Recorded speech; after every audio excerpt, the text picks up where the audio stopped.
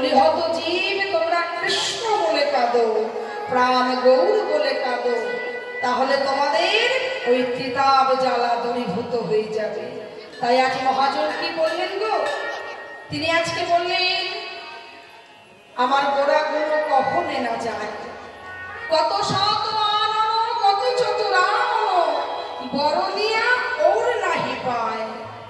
আচ্ছা, আমরা গৌর গুণের কথা কি বর্ণনা করে কেউ পেরেছে না? মহাজনরা বলেছে বিধি দিল না কেন লক্ষ বদন, একটা বদন দিয়ে কত কথা বলবো। তাহলে মহাজন যারা, তারা লক্ষ কর্ণের বাসনা চেয়েছে, কোটি কোটি কর্ণের, লক্ষ জিহ্বার বাসনা চেয়েছে, আর আমরা কলির মানুষ, তার কথা কি বলবো? একটি বদন দিয়ে কত গুণের কথা বলবো, তাই না? তাই বলছেন মহাজন যে কিছু কিছু মানুষ আছে দেখবেন না, যারা বলবে যে আমি 4টি বেদ পড়েছি, 6টি দর্শন শাস্ত্র অধ্যয়ন করেছি, আমার মতন বড় ভক্ত বুঝি এ জগতে কেউ নেই। 4 বেদ সরদর্শন যে মা করে অধ্যয়ন, সে যদি আমার গৌরাঙ্গ নাহি জানে। 4টি বেদ পড়েছি, দর্শন শাস্ত্র অধ্যয়ন করেছি, আমার মতন বড় ভক্ত এই জগতে আর বুঝি কেউ নেই। এই যদি মনের বাসনা হয় মা, তাহলে সেটা সব থেকে হবে তার মূর্খের পরিচয় দেওয়া। কেন না?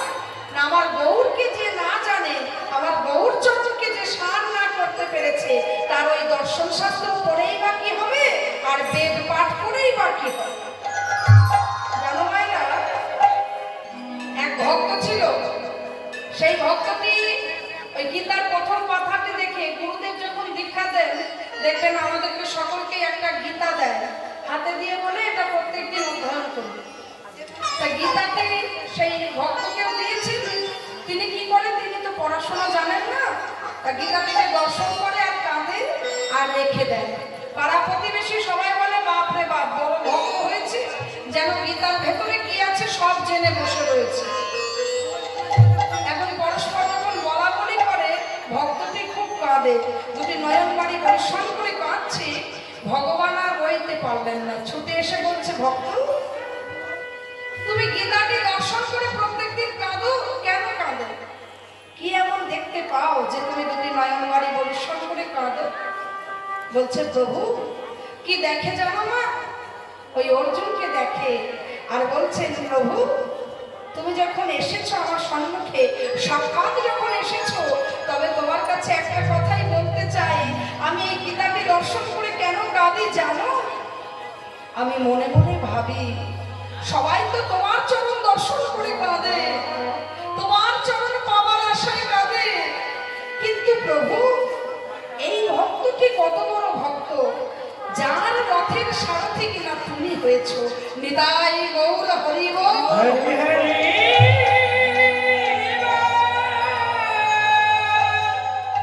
আজ আমার ভগবান গৌর সুন্দর বলছে, যদি গৌর চরণকে আমরা সার না করতে পারি, তাহলে আমাদের ওই পাণ্ডিত্যের কোনো মূল্য হলো না। তাই আজকে কি বলছে গো মা?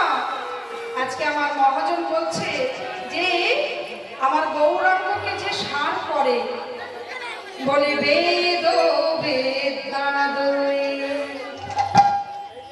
কিছুই না হে যা,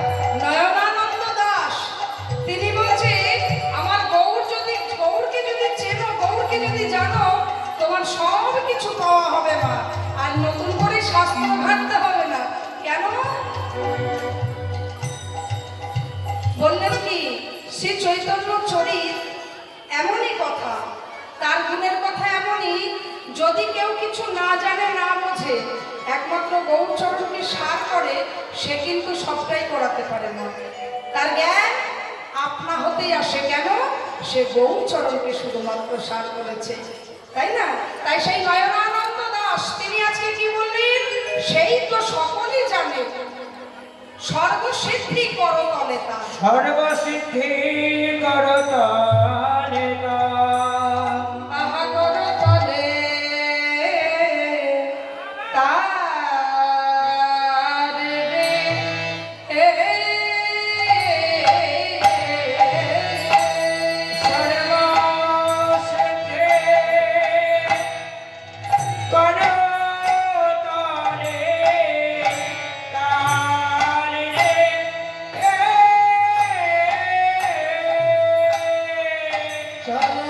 সর্বসিদ্ধি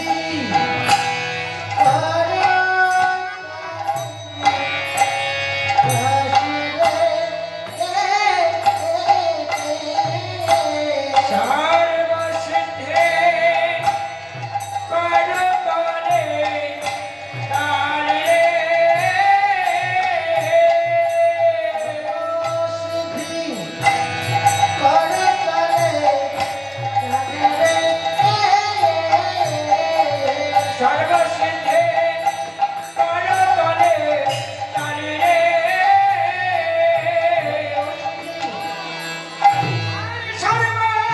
তার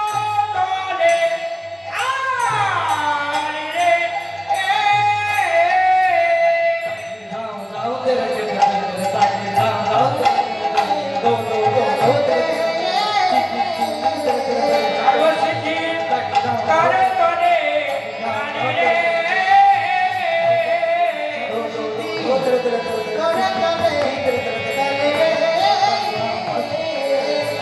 করতলে তার রে। সর্বসিদ্ধি করতলে তার রে। আরে সর্বসিদ্ধি করতলে তার রে। সর্বসিদ্ধি করতলে তার রে।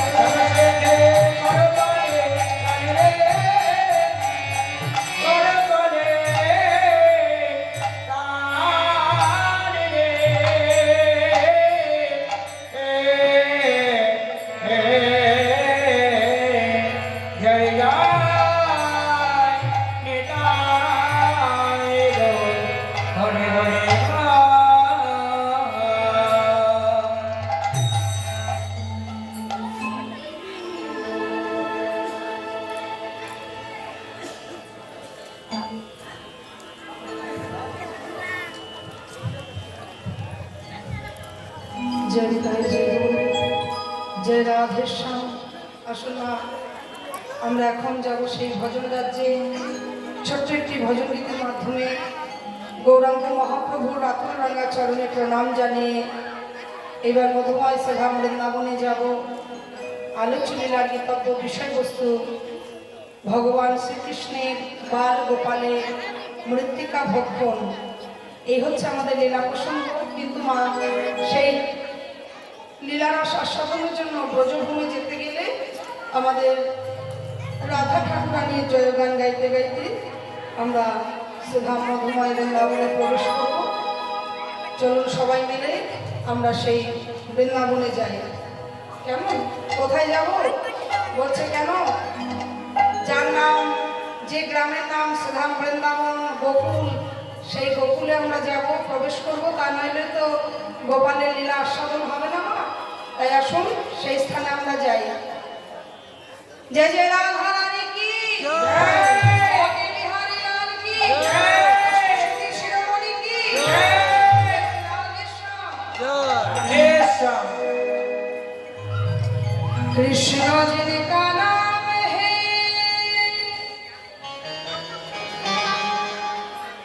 गोकुल जिनका धाम है, बोलो ऐसे भगवान का बारंबार प्रणाम है। कृष्ण जिनका नाम है, गोकुल जिनका नाम है, ऐसे भगवान को बारंबार प्रणाम है।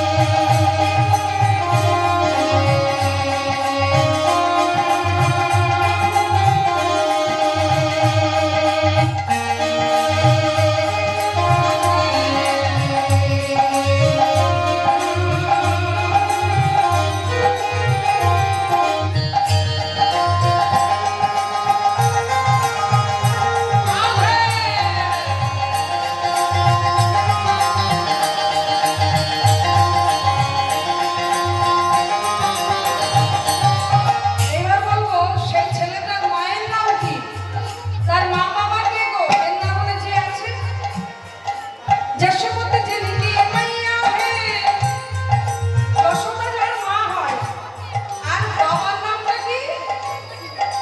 যশোমতি জিনকি মাইয়া হে, নন্দ জিনকি মাইয়া হে, যশোমতি জিনকি মাইয়া হে, নন্দ জিনকি মাইয়া হে, যশোমতি জিনকি মাইয়া হে, নন্দ জিনকি মাইয়া হে, যশোদা জিনকি মাইয়া হে, নন্দ জিনকি মাইয়া হে।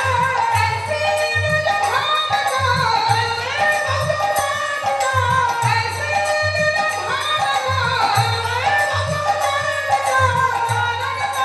नाम है कृष्ण जिनका नाम है, गोकुल जिनका धाम है, ऐसे भगवान को बारंबार प्रणाम। कृष्ण जी का नाम है, गोकुल उसका नाम है, ऐसे भगवान को बारंबार प्रणाम है। कृष्ण जिनका नाम है, गोकुल जिनका धाम है, ऐसे भगवान को बारंबार प्रणाम। कृष्ण जी का नाम है, गोकुल जी का नाम है, ऐसे भगवान को बारंबार प्रणाम है। जय नंदलाला जय गोपाला। राजा बल्लभ ও মায়েরা, একটু সবাই মিলে জয় করে উলুধ্বনি আর পরে করতালি দিয়ে জয় নন্দলালা জয় ব্রজবালা, কেমন? একসঙ্গে জয় নন্দলালা জয় ব্রজবালা, जय नंदलाला जय गोपाला, জয় নন্দলালা জয় গোপালা, जय नंदलाला जय गोपाला, गिरिधर लाला জয় গোপালা, नंदलाला जय गोपाला, লালা জয় গোপালা। नंदलाला जय गोपाला। আবার একটু জোরে একসঙ্গে করতালি দিয়ে জয় নন্দলালা জয় গোপালা, जय नंदलाला जय गोपाला, गिरिधर लाला जय गोपाला, नंदलाला जय गोपाला, गिरिधर लाला जय गोपाला, नंदलाला जय गोपाला, लाला जय गोपाला, जय नंदलाला जय गोपाला, जय नंदलाला जय गोपाला, जय नंदलाला जय गोपाला, गिरिधर लाला जय गोपाला, नंदलाला जय गोपाला, गिरिधर लाला जय गोपाला, नंदलाला जय गोपाला, लाला जय गोपाला, जय नंदलाला जय गोपाला, जय नंदलाला जय गोपाला, जय नंदलाला जय गोपाला, जय नंदलाला जय गोपाला, जय नंदलाला जय गोपाला, गिरिधर लाला जय गोपाला, नंदलाला जय गोपाला, गिरिधर लाला जय गोपाला, नंदलाला जय गोपाला, जय नंदलाला जय गोपाला, जय नंदलाला जय गोपाला, जय नंदलाला जय गोपाला, जय नंदलाला जय गोपाला। बोलिए वृंदावन धाम की जय ब्रजवासी गण की जय भक्त मंडली की जय श्रीमती राधा रानी की भाग्य बिहारी लाल की সবাই আমরা বৃন্দাবনে এসেছি। আলোচনীর গীতব্য বিষয়বস্তু ভগবান শ্রীকৃষ্ণের বাল গোপাল লীলা মৃত্তিকা ভক্ষ। আপনারা সবাই জানেন ওই নন্দের আলোয় আমার গোপাল জন্ম নেয়নি, জন্ম নিয়েছিল কোথায়? না কংসের কারাগারে। দেবকীর গর্ভে অষ্টম গর্ভের সন্তান গোপাল কৃষ্ণ রূপে এলো মা। কংস মহারাজা পরপর 7টা সন্তানকে 6টা সন্তানকে শিলাপৃষ্ঠে প্রহার করে মারলেন। সপ্তম গর্ভে আসলেন শঙ্কর্ষণ শ্রী বলরাম, আর অষ্টম গর্ভের সন্তান আমার গোপাল কৃষ্ণ। নারায়ণ এলেন কৃষ্ণ রূপ ধারণ করে, ছোট্ট কৃষ্ণকে বসুদেব মাথায় করে নিয়ে আসলেন কোথায়? ওই নন্দের আলয়। আর নন্দের আলয়ে সেদিন যশোমতির গর্ভে কন্যা জন্ম নিয়েছিলেন মা যোগমায়া। সেই যোগমায়াকে নিয়ে আসলেন দেবকীর কাছে, তাই না? তাই এদিকে গোপাল কৃষ্ণ আস্তে আস্তে বড় হলো মা। সেই যশোমতির কোল আলো করে গোপাল আমার খেলা খেলছে। ছোটবেলা তো বাল্যলীলা, তা মৃত্তিকা ভক্ষ। মৃত্তিকা শব্দের অর্থ মাটি। গোপাল একদিন মাটি খেয়ে পেয়েছিল মা। খেলা খেলতে খেলতে তখন তো গোপাল আমার হামাগুড়ি দেয়, তা সেই সময় মহাজন দর্শন করেছে। মহাজন দর্শন করে বলছে, আমার যশোবতী মা একদিন ওই শ্রী যমুনায় শুধু একটা দিন মাত্র মাটি খায়নি মা, পরপর কয়েকদিন মাটি খেয়েছিলেন। একদিন যমুনার ঘাটে মাটি খেয়েছে, যমুনার তীরে নিয়ে গিয়েছে মা যশোদা। কেন না বাড়িতে রেখে যাবে ছোট গোপাল? মনে ভয় আছে। কার ভয় জানো? ওই কংস রাজার ভয়। কংস রাজা ইতিমধ্যে গোপালকে হত্যা করবার জন্য, কৃষ্ণকে বধ করবার জন্য অগাসুর, বকাসুর, শতটা, তৃণাবত, পুতনা কতই সকলকে পাঠালেন। কেন না কৃষ্ণের প্রাণ বিনাশ করবার জন্য। কত অসুরী না এলো, কত রাক্ষস এলো, পুতনা রাক্ষসী এলো, কিন্তু কৃষ্ণকে কেউ বধ করতে পেরেছে? তারা নিজের প্রাণ হারিয়ে ফিরেছে তারা। এই দেখো মা, এখানে একটা প্রশ্ন আসছে। আমার গুরুদেব বললেন, পরম পরম শ্রী গুরুদেব বললেন যে ভগবানকে পাওয়ার দুটি পথ। আচ্ছা, আমরা বলি পঞ্চরসে ভগবানকে পাওয়া যায়। রস কয় প্রকার? না 5 রকম। যথা শান্ত, দাস্য, বাৎসল্য, সখ্য, বাৎসল্য, মধুর। এইগুলো পঞ্চরস। আচ্ছা, এই পঞ্চরসে কি ভগবানকে পাওয়া যায়? আর কি কোনো উপায়ে পাওয়া যাবে না? পাওয়া যায়। ভগবানকে পাওয়ার দুটি উপায়। একটা হচ্ছে মিত্র ভাবাপন্ন ভাবে ভগবানকে পাওয়া যায়, আরেকটি হলো শত্রু ভাবাপন্নে ভগবানকে পাওয়া যায়। শত্রু ভাবে কিন্তু পেয়েছি। শত্রু ভাবে কারা পেয়েছি? অগাসুর, বকাসুর, শতটা, তৃণাবত, পুতনা। এরা পায়নি? এরাও তো ভগবানকে পেয়েছে, কিন্তু এরা কেমন ভাবে পেয়েছে? শত্রু ভাবে পেয়েছে, তাই না? মিত্র ভাবে না। তারপর কংসকে হত্যা যখন করলেন, কংস যখন নির্মল হল, তা কংস তো ভগবানের চরণ পেয়েছিল নাকি গো মায়েরা? তিনি তো কখনো মিত্র ভাবে ভালোবাসেনি গোবিন্দকে, তাহলে তিনি গোবিন্দের হাতে বিনাশ হলো কেন? এইটাও হচ্ছে আরেকটি দিক। বলছে তার নাম ধরে যদি কেউ ডাকে, কংসের অবস্থা কেমন হয়েছিল জানো? শেষ বেলায়, মানে যখন কৃষ্ণের হাতে প্রাণটা যায়, তখন কংস মহারাজ খেতে, শুতে, উঠতে, বসতে একটাই চিন্তা। কি চিন্তা ছিল? কৃষ্ণ, কৃষ্ণ, কৃষ্ণ। মানে ভালো করে খেতে পারছে না, ভালো করে ঘুমাতে পারছে না, ভালো করে চলাফেরা করতে পারছে না, একটাই চিন্তা, কৃষ্ণকে বধ করবে। কৃষ্ণ তার নামেই নামিক আসে। বলছে নাম করতে করতে, নাম করতে করতে একদিন নামের কৃপা হবে না। নামের কৃপা হবেই হবে। নামেই নামি, নামে। যে নাম করছি বটে, কিন্তু নয়নবাণী পরিশ্রম হচ্ছে না। কেন গো? মহাজন একটা কথা কি বললেন?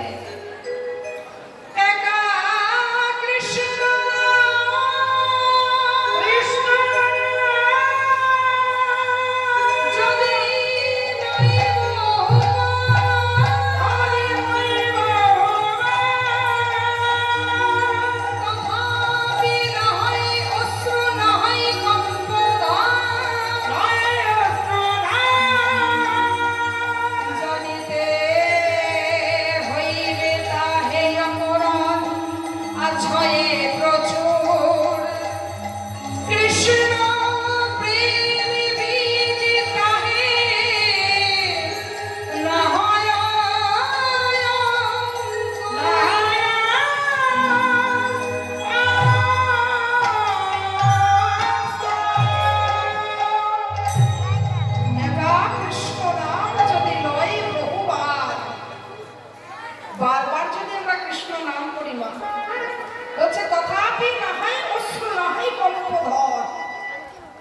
যদি তোমার নাম করতে করতে দুফোঁটা নয়নবাড়ি পরিসর না হয়, নাম করতে করতে যদি তোমার কণ্ঠটা কেঁপে না যায়, তাহলে কি জানবে?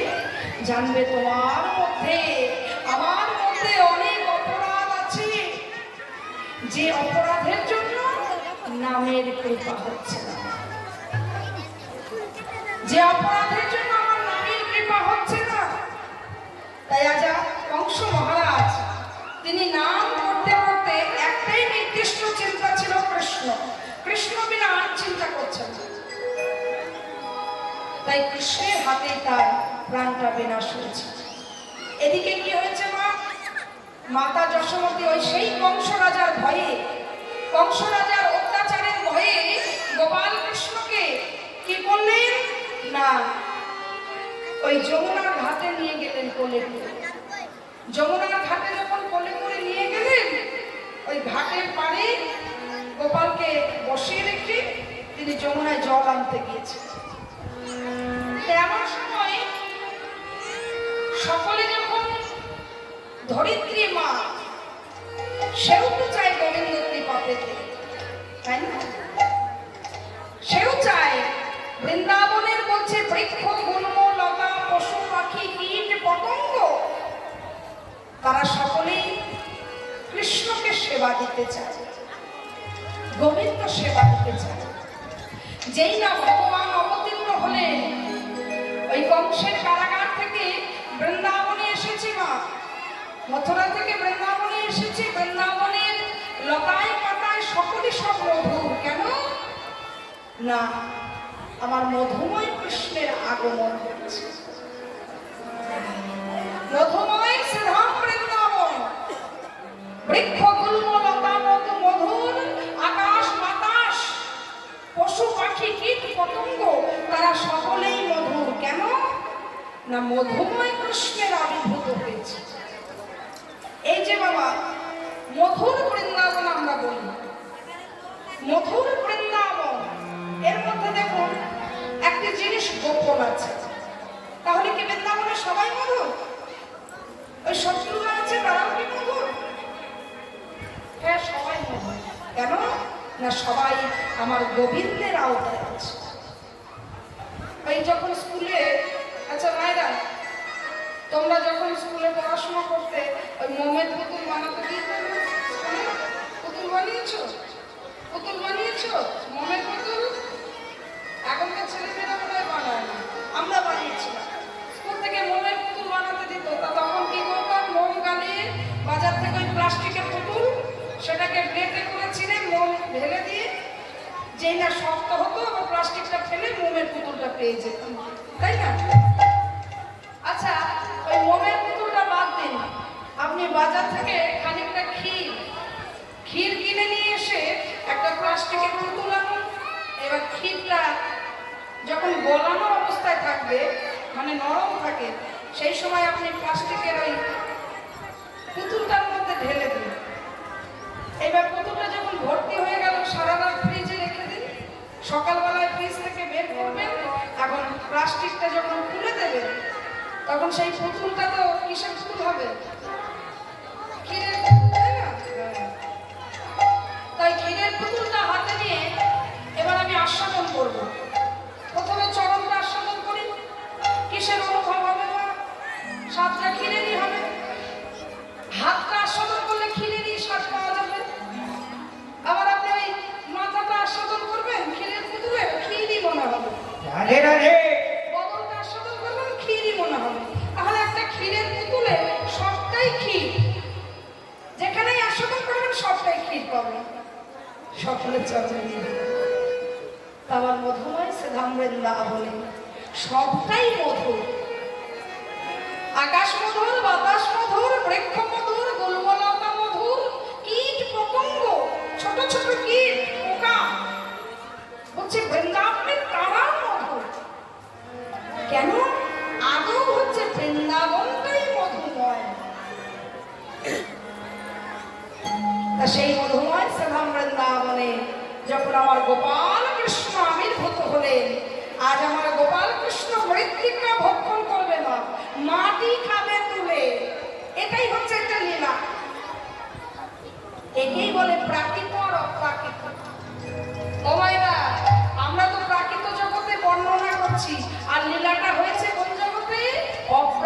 লীলা কথা, তাহলে অপ্রাকৃত লীলা কথা প্রাকৃত জগতে আমার মতো সাধারণ ক্ষুদ্র জীব কতটুকু তার বর্ণনা করতে পারি? তাই মহাজন এদিকে বললেন, ভগবান কি বললেন গো, যে আমার হতে আমার নাম বড়, আর নাম হতে কে বড় গো? আমার ভক্ত মণ্ডলী বড়। তাই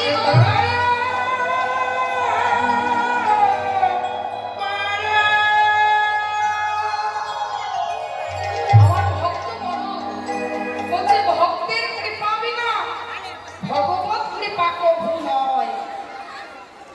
এই যে মা ভগবানের লীলা গুণকীর্তন আমরা আস্বাদন করছি,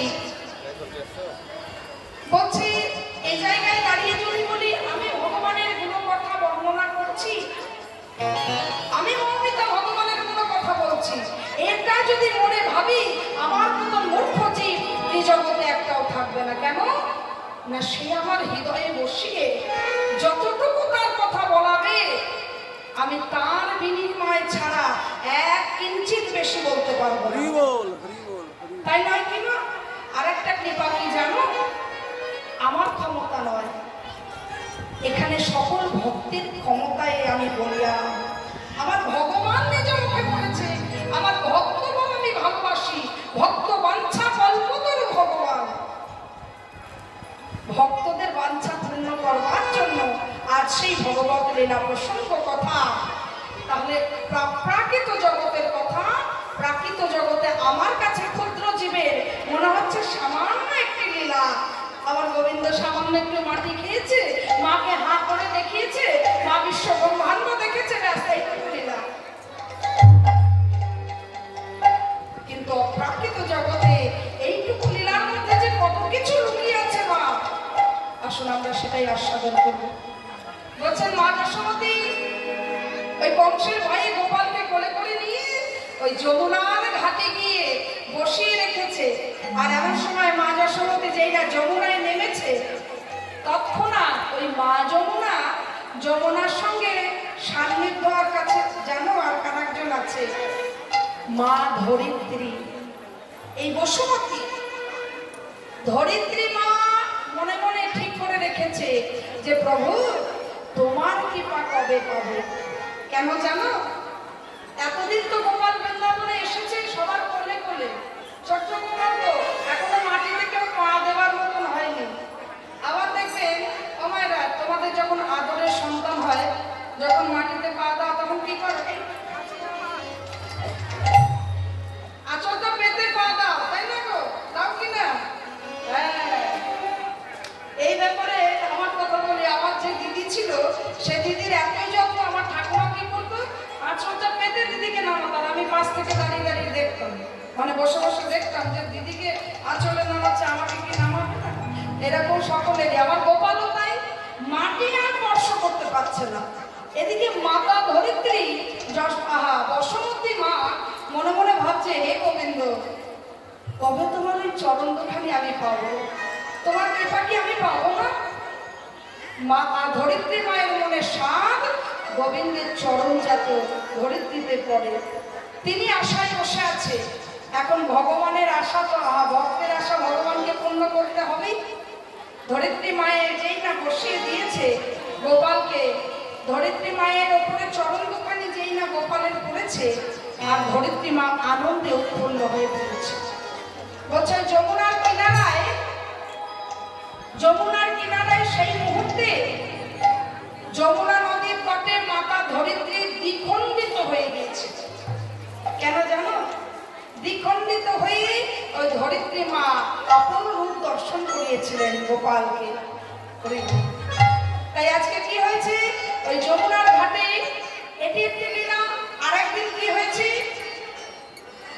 যমুনার ঘাটে এখন সেই লীলাটা দেখাবার জন্য তার কিছুদিন মাত্র কয়েকদিন আগে আমার গোপাল কি করছে? সমবয় বালকদের সঙ্গে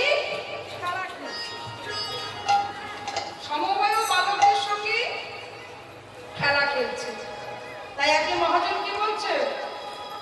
সমবয় বালক সঙ্গে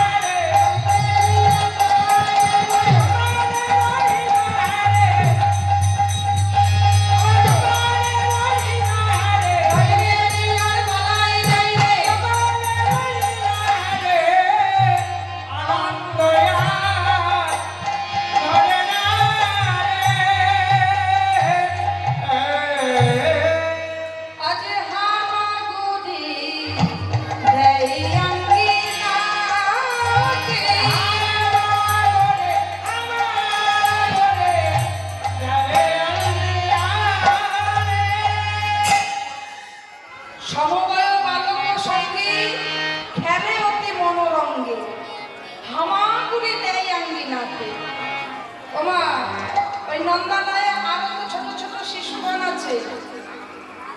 বলছে গোবিন্দ যখন এসেছে সখারাও তার সঙ্গে এসেছে। ভক্ত যদি না আসে ভগবান কি আসতে পারে গো? ভক্ত যদি না ডাকে আগে কে? আগে ভক্ত তারপর ভগবান। আমরা কখনো বলেছি ভগবানের ভক্ত? বলিনি।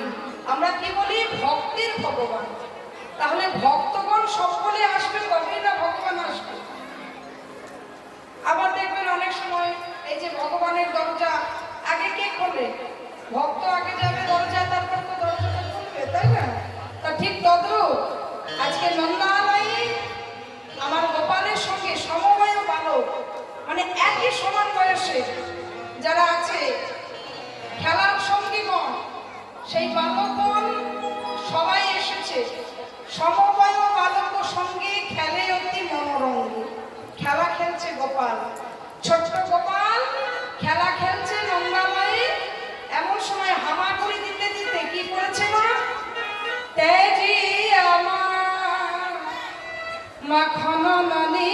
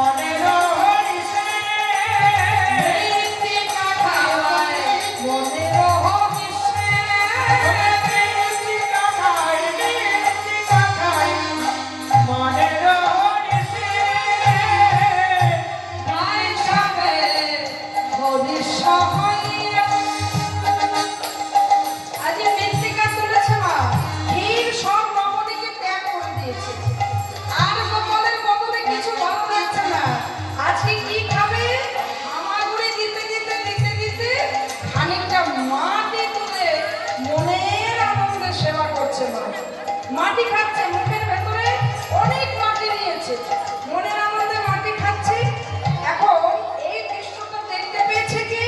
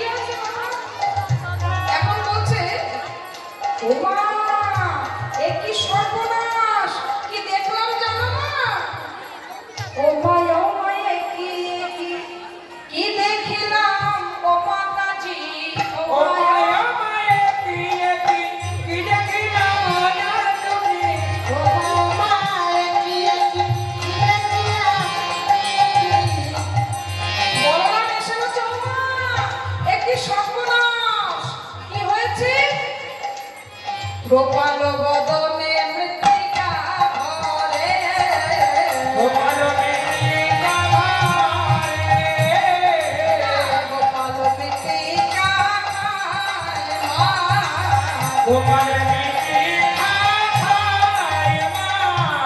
সর্বনাশ! এ কি বলাই? তুই কি দেখেছিস? শিগগির করে চল। এইবার মা মাতা যশোমতী ওই গোপালের সম্মুখে এসে যেই না দাঁড়িয়েছে, কি করেছে যে গোপালের মুখে মাটি রেখে মা একেবারে ভয় পেয়ে গেছে, চমকে গেছে। সর্বনাশ! দেখুন মা, অপ্রাকৃত লীলা কথা।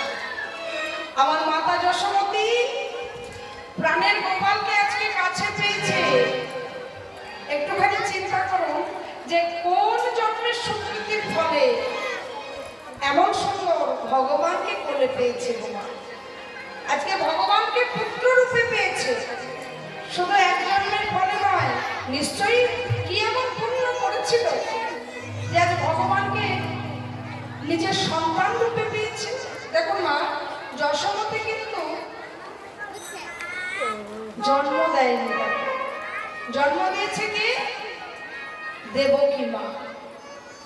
কিন্তু বলছে জন্ম নিয়ে আমরা বিচার করতে আসিনি, কার কোন কুলে জন্ম, কে কোন জাতিতে আসলো, এই নিয়ে আমরা বিচার করতে নেই।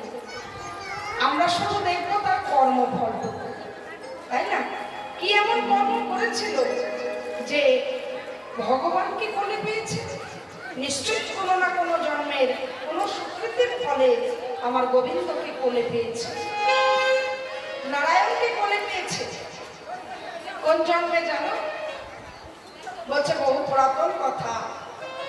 তৎকালে সেই নারায়ণ আর নারদ, গত জন্মের কথা।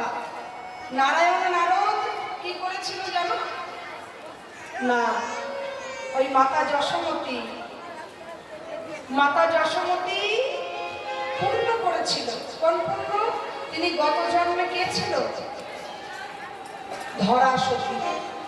ধরা মা ছিলেন আর তার স্বামী ছিল দ্রোণ।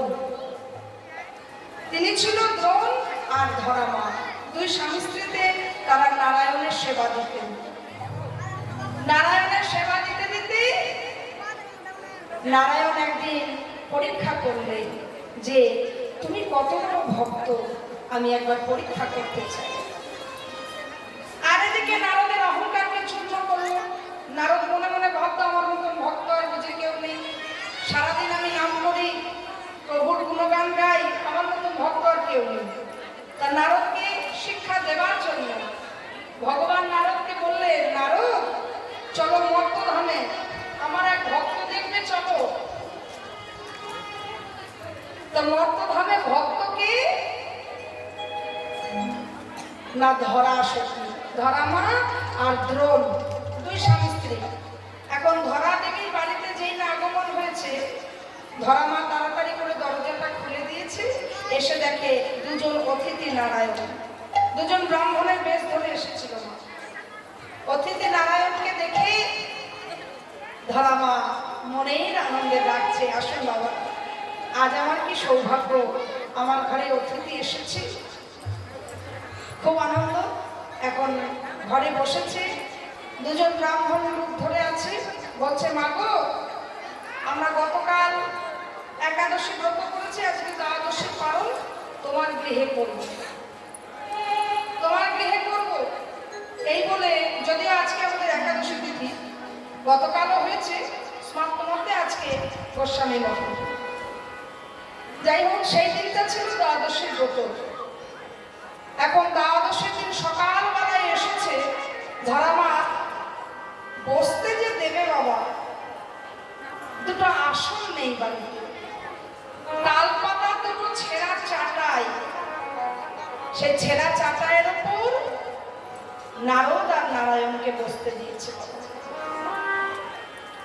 নারদ আর নারায়ণ বসে আছে।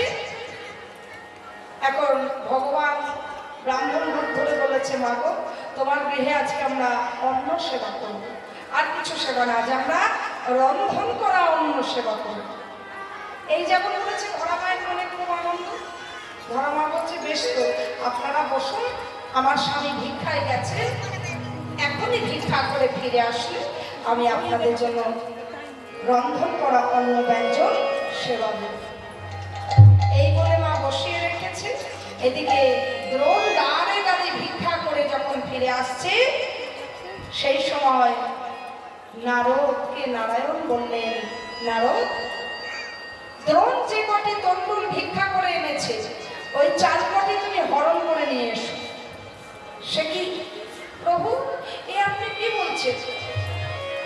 সে তো আমাদের জন্যই ভিক্ষা করে আনছে, ওই তন্ডুল রান্না করেই তো আপনাকে সেবা দেবে, আমি পারবো না এমন কাজ করতে। নারদ, আমি যা বলছি তুমি তাই করো, তুমি ওই তন্ডুল কটি হরণ করে নিয়ে এসো।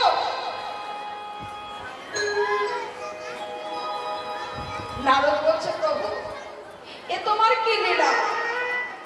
তোমার সেবার জন্য যে বস্তু নিয়ে আসছে সেই বস্তুকে আমি চুরি করে আনবো? হ্যাঁ নারদ, তুমি নিয়ে এসো, আমার কথা শোনো। নারদ ঋষি কি করলেন? দ্রোণের মাথার যন্ত্রণার সৃষ্টি করলো। বাবা, তীব্র মাথার যন্ত্রণায় দ্রোণ অজ্ঞান হয়ে পড়ে গেল মাটিতে, জ্ঞান শূন্য হয়ে মাটিতে পড়ে গেল। আর নারদ ঋষি কি করলেন? তার যে ঝোলার তন্ডুল কটি হরণ করে নিল, চুরি করে নিল। এদিকে জ্ঞান ফিরে দ্রোণ দেখছে তার শূন্য ঝোলা, ভিক্ষা করে যে কটি তন্ডুল পেয়েছিল একটিও নেই। মনের দুঃখে ঘরে আসছে যে, প্রভু, আজ তোমার কেউ সেবা দিতে পারবো না, আজ আমরা দুজন মানুষ আমরা অনাহারে দিন যাবে। আহা,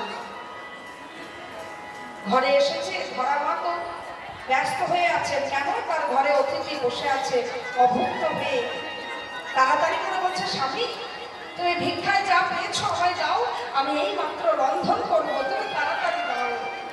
সে কি ধরা, আজ যে আমি কোনো কিছুই পাইনি, তবে তবে আজকে কি আমার অতিথির সেবা থেকে আমি বঞ্চিত হব? ধরা মা কাঁদছে, আর এদিকে নারদ বলছে, প্রভু, এ তুমি কি করছো? কেন তুমি নিয়ে এলে? কেন তুমি হরণ করে আনলে? এ কথা যেই না বলেছে, ধরা মা বলছে, স্বামী, এতদিন যাবত আমি তোমার কাছে কোনোদিন কিছু চাইনি, আজকে করজোড়ে মিনতি করে বলছি, তুমি আমায় একটিবারের জন্য অনুমতি দাও, আমি আরেকবার ভিক্ষায় যাব। এই মাত্র আমি যাদের বাড়ি থেকে ভিক্ষা করে ফিরলাম, তুমি আবার যাবে পুনরায়? ধরা মা বললেন, আমাদের অতিথি বসে আছে,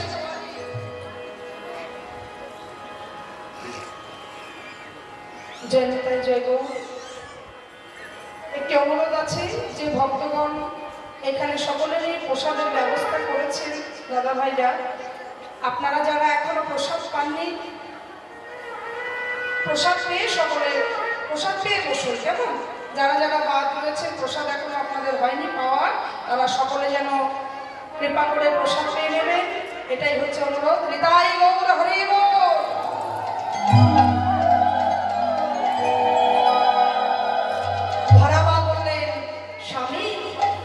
আজকের জন্য তুমি আমায় একটু অনুমতি দাও, এ জগতে তো স্বামীর অনুমতি ছাড়া কোনো কর্ম করা যাবে না, তাই আমি তোমার কাছে অনুমতি চাইছি, আমাকে তুমি আদেশ দাও, আমি যেন দুয়ারে দুয়ারে ভিক্ষা করে এনে অতিথি সেবা দিতে পারি। হরি বল, হরি হরি বল। এমন সময় দ্রোণ বলল, তবে ধরা তুমি যাও, আমি তোমায় অনুমতি দিলাম। ধরা মা কি করলেন? মা সঙ্গে সঙ্গে মনের আনন্দে অতিথি নারায়ণের সেবা দেবে বলে দুয়ারে দুয়ারে ছুটে যাচ্ছে, আর দুয়ারে দুয়ারে গিয়ে বলছে, গো, তোমরা ভিক্ষা দাও গো, নগরে বসে ভিক্ষা দাও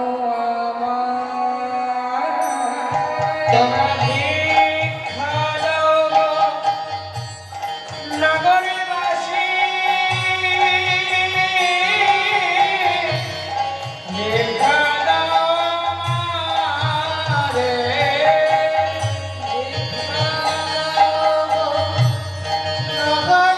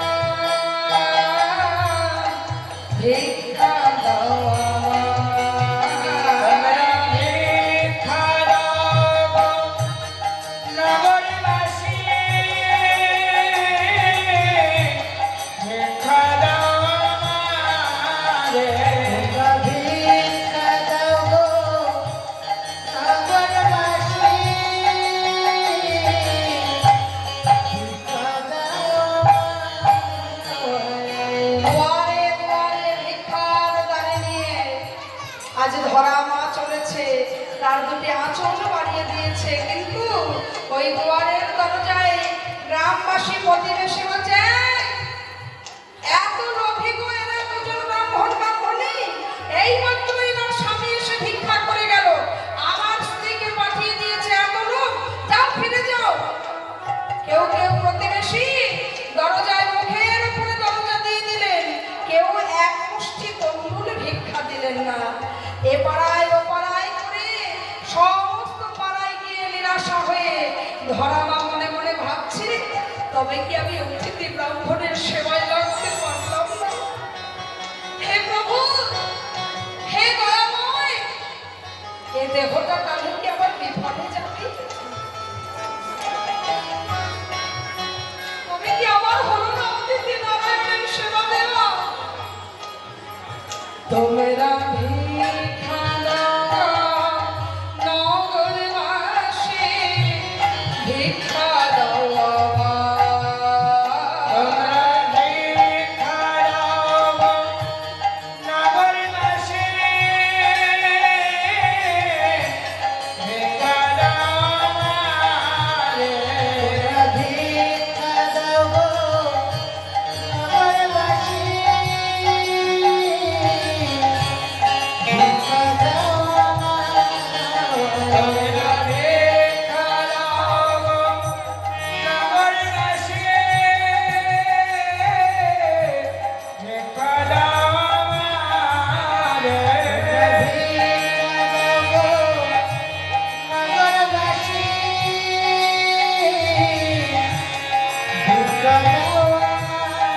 এই, ফিরে যাও।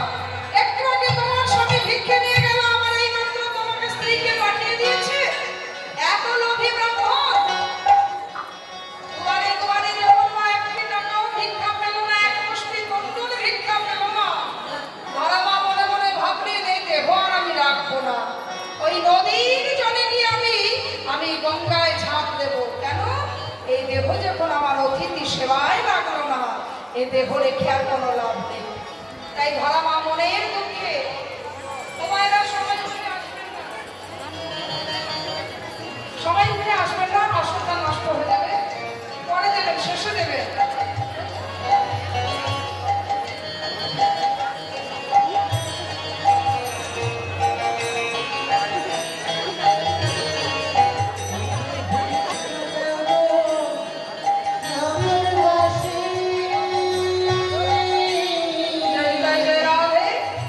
এমন সময় ধরামা ওই নদীতে প্রাণ বিসর্জন দিতে যেমন যাবে, অঝরে কাঁদতে কাঁদতে দুটি নয়নবাড়ি পরিসর করতে করতে ছুটে চলেছে ওই নদীর ঘাটে গিয়ে গঙ্গায় প্রাণ বিসর্জন করবে।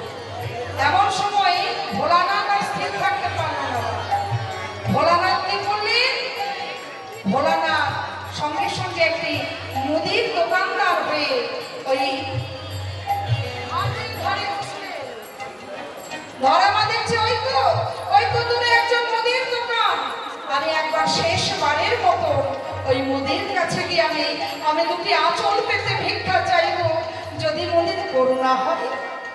এমন সময় ধরামা ওই মুদির দোকানে ভোলানাথের সম্মুখে গিয়ে কর পেতে দাঁড়িয়ে বলছে, আমায় কিছু ভিক্ষা দেবে, আমায় কিছু ভিক্ষা দেবে। ভোলানাথ মুদি বললেন, মা গো, আমি তো কাউকে এমনি এমনি ভিক্ষা দিই না, তবে কোনো কিছুর বিনিময়ে আমি তোমায় ভিক্ষা দেব, কোনো কিছুর বিনিময় ছাড়া তো আমি ভিক্ষা দিই না। তেমন সময়ে মুদির দোকান ভোলানাথ বললেন, মা গো। ধরামা বললেন, বাবা, আমার তো দেবার মতন কিছু নাই, আমি তোমার কাছে কি দেব বলো? আমি যে দিনহীন কানা, আমি তোমাকে কি দেব বলো? মুদি বললেন, মা গো, আমি তোমার কাছে যে জিনিসের বিনিময় চাইছি তা তোমার কাছেই আছে। তুমি যদি তোমার একটি পয়ঘর ছেদন করে আমার হস্তে তুলে দিতে পারো, তবে আমি তোমায় ভিক্ষা দেব। নিতাই গৌর হরি বল। হরি হরি ধরামা বললেন, মুদি, মুদি,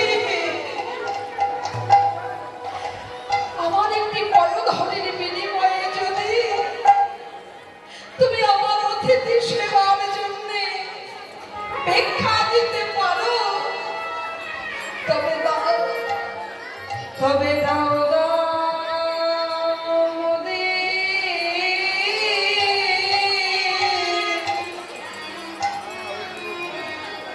আমায় অস্ত্র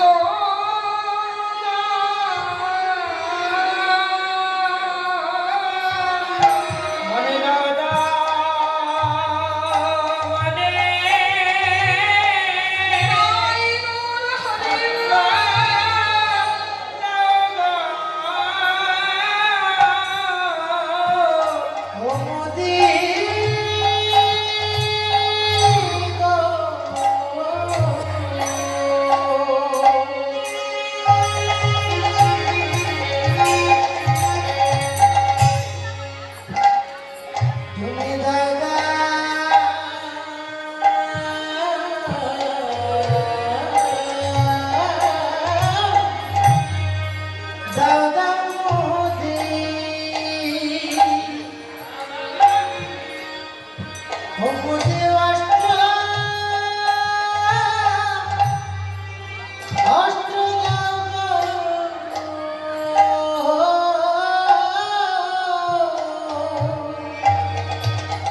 আমার পয় ধরে আমি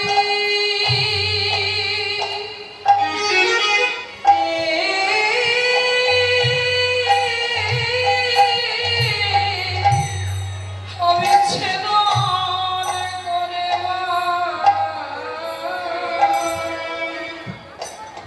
ভগবতী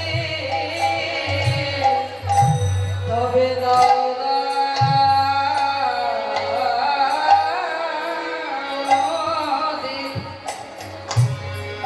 মোদে অস্ত্র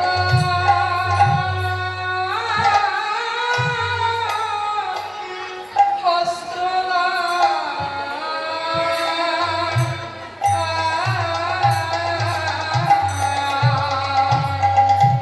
এই বয়োধান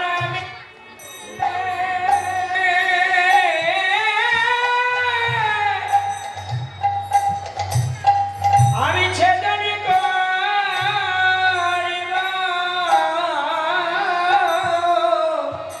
বলে দাও দাও মনে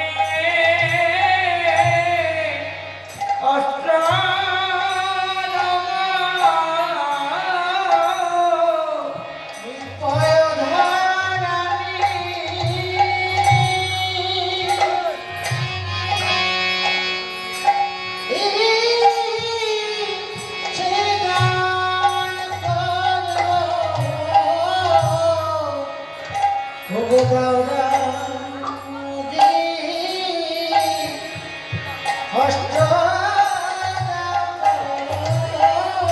মোদির কাছে বললো মোদি তবে তোমার ওই ধারালো অস্ত্র আমার হাতে তুলে দাও, যে ধারালো অস্ত্র দিয়ে আমি আমার পয়ধর ছেদন করে তোমার হাতে তুলে দেব।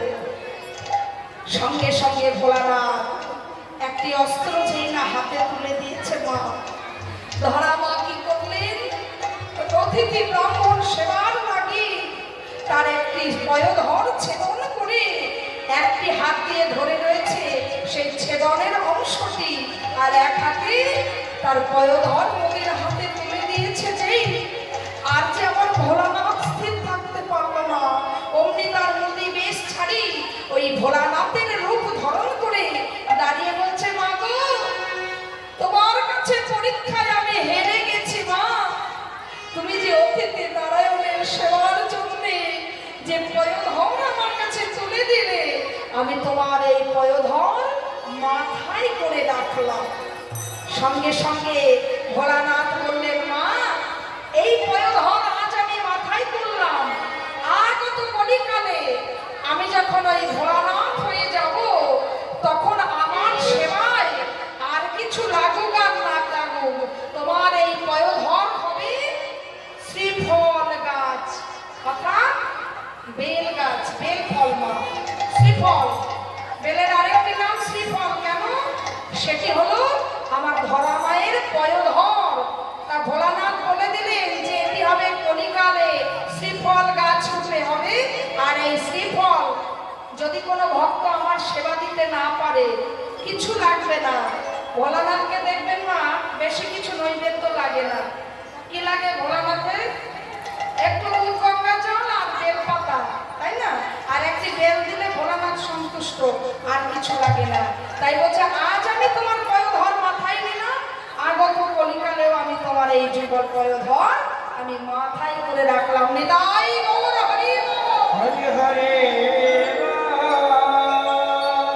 আর এদিকে ধরাবা ওই মুদির দোকান থেকে যখন চাল ডাল তরি তরকারি নিয়ে এসে রন্ধন করে ওই রন্ধন করা ব্যঞ্জন আমার অতিথি নারায়ণের সেবা দেবে, বক্ষটি বেঁধেছে মা, একটি শক্ত করে কাপড় দিয়ে বক্ষটিকে বেঁধে রন্ধন করে যখন সেবা দেবে, আর এক পাশ থেকে এক বিন্দু রুধির পড়ে গেল নারায়ণের চরণের সম্মুখে। নারায়ণ চমকে উঠেছে। মা, তুমি অসুচি হয়েছ, আর অসুচি অবস্থায় তুমি অতিথি নারায়ণের সেবা দিচ্ছ, যা এতে মহাপাপ হবে। ধরা মা সমস্ত ঘটনা খুলে বললেন বাবা, আমি অসুচি হই নাই, আমি অসুচি নই, আমি আপনাদের সেবার নিমিত্তে। এই সমস্ত ঘটনা যখন খুলে বললেন তখন অতিথি নারায়ণ আর নারায়ণের রূপে থাকতে পারলেন না মা, অতিথি রূপে নয়, শঙ্খ চক্র গদা পদ্মধারী নারায়ণ অতিথি রূপে ছাড়ি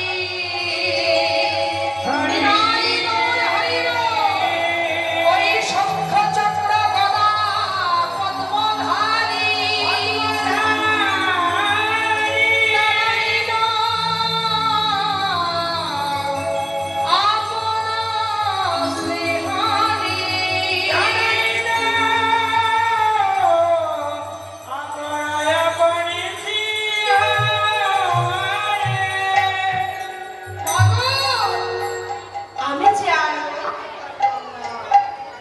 আজ তোমার এই রূপ দর্শন করালো। ধরামা আর দ্রোণ চমকে উঠেছে, বলছে হে প্রভু, তোমার সারা জীবন তোমার সেবা দিয়েছি। বলছে বলো বলো দ্রোণ, তুমি কি চাও? কি চাও তুমি আমার কাছ থেকে চেয়ে নাও। আজ তোমাদের মনের বাসনা আমি পূর্ণ করব, তোমাদের অতিথি সেবায় আমি সন্তুষ্ট হয়েছি। ধরামা বললেন প্রভু, খোদাময়, দিতে হলে একটি জিনিস দিও। কি দেবে জানো? আগত জন্মে যখন আমাদের জন্মগ্রহণ করব তখন যেন আর দারিদ্র কুলে জন্ম দিও। এই দিনহীন কাঙালের জন্য তোমাদের আমি সেবা দিতে পারিনি সময় মতো। আমি দাঁড়ে দাঁড়ে ভিক্ষা করেছি, এক মুষ্টি দণ্ড লাগতে পারিনি। প্রভু আগত জন্মে যেন এমন ভাবে দিনহীন কাঙাল করে পাঠিও না। ধনীর ঘরে জন্ম দেবে বটে, কিন্তু এমন ধনী করবে যে ধন দিয়ে যেন দিনান্তে পাঁচজন বৈষ্ণবকে আমি সেবা দিতে পারিনি। তাই গৌর হরি বল। তাই মাগো, ঈশ্বরের কাছে ধন চাইতে হলে সেই ধন আমাদের চাইতে হবে, যে ধন দিয়ে যেন দিনান্তে বৈষ্ণবের সেবা দিতে পারি, দিনান্তে যেন প্রভুর সেবায় আমরা লাগতে পারি। তাই আজকে ধরা মা চেয়ে নিয়েছিল, কি চাইলো না,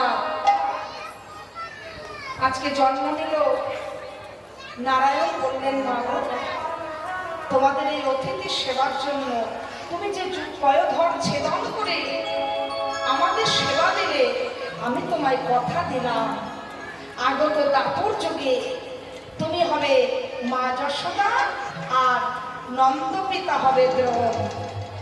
তোমরা আমার মাতা পিতা হয়ে যাবে, আর আমি তোমার কোলে খেলা খেলবো, আর তোমার ওই ছেদন করা পয়োধর আমি পান ভরে পান করবো। নিতাই গৌর হরি বল।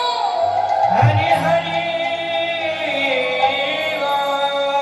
তাই আজকে সেই ধরা মা, এমন ধরা, আজকে ধরা মা হলেন মা যশোদা আর নন্দ পিতা হলেন দ্রোণ।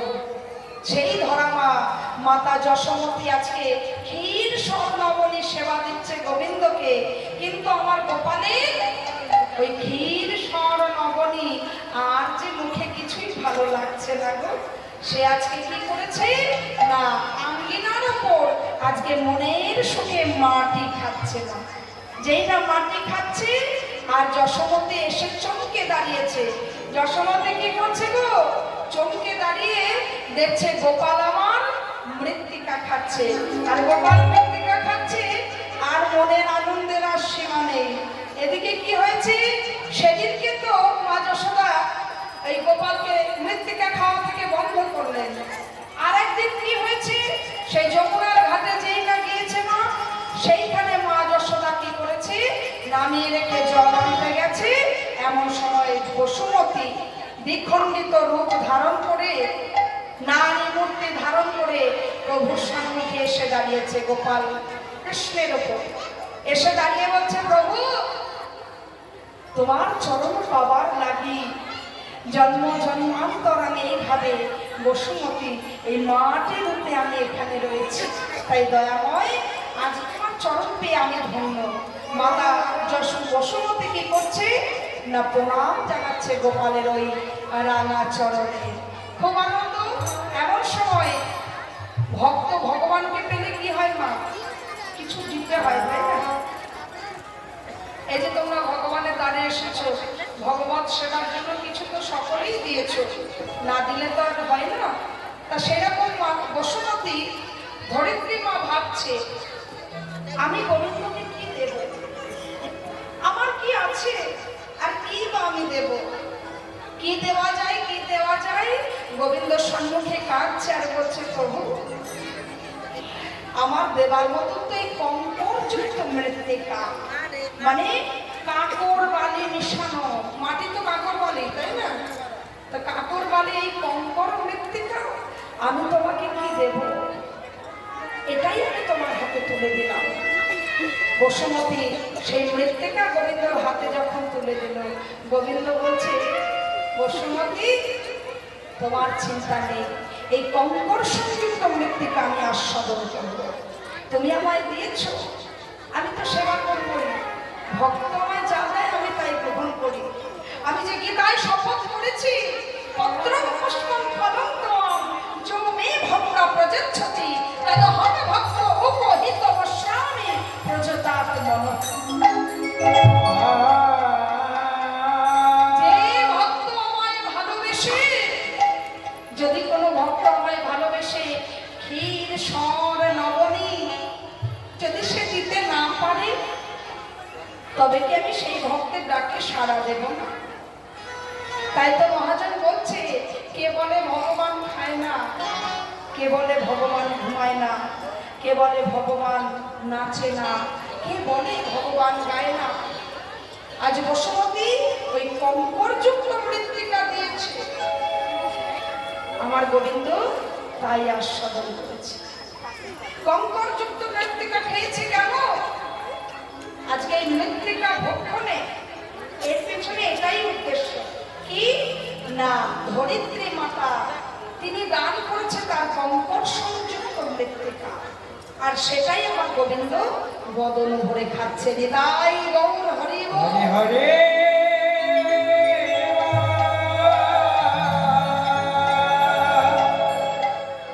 আমি তো ভক্তের বাঞ্ছা কল্পতরু ভগবান, যে ভক্ত আমায় বাঞ্ছা ভরে যে যা কিছুই দেয় আমি তাই গ্রহণ করি, তাই না মা?